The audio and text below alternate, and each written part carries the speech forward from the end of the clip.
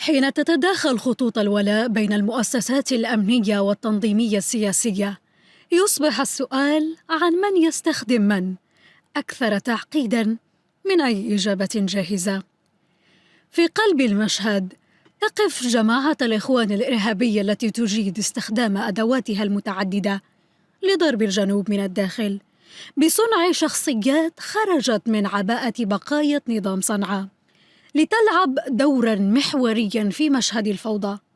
تربع على عرشها الإرهابي أمجد خالد الذي تحول إلى رأس حربة لمشروع تخريبي عابر للمؤسسات تباركه غرفة العمليات الإخوانية في مارب وتعز وتركيا.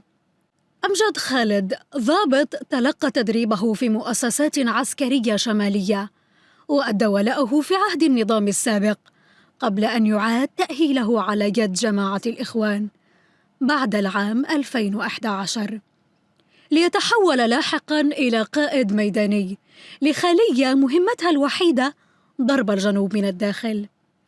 منذ العام 2016 ارتبط اسمه بعمليات اغتيال وتفجير استهدفت رجال أمن ومقاومة وقيادات في المجلس الانتقالي الجنوبي.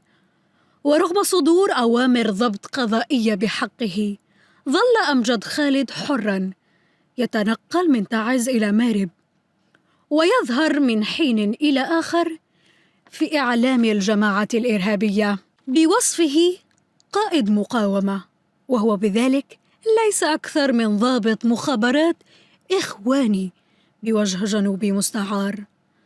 جماعة الأخوان لا تقاتل بالجيوش بل بالوكلاء، وأمجد خالد ليس سوى أداة ضمن أدواتها المتعددة التي تعمل على إرباك المشهد الجنوبي وإبقاء العاصمة عدن في دائرة الانفلات حتى لا تنجح أي تجربة سياسية جنوبية تهدد مصالح الجماعة ومشروعها السافر.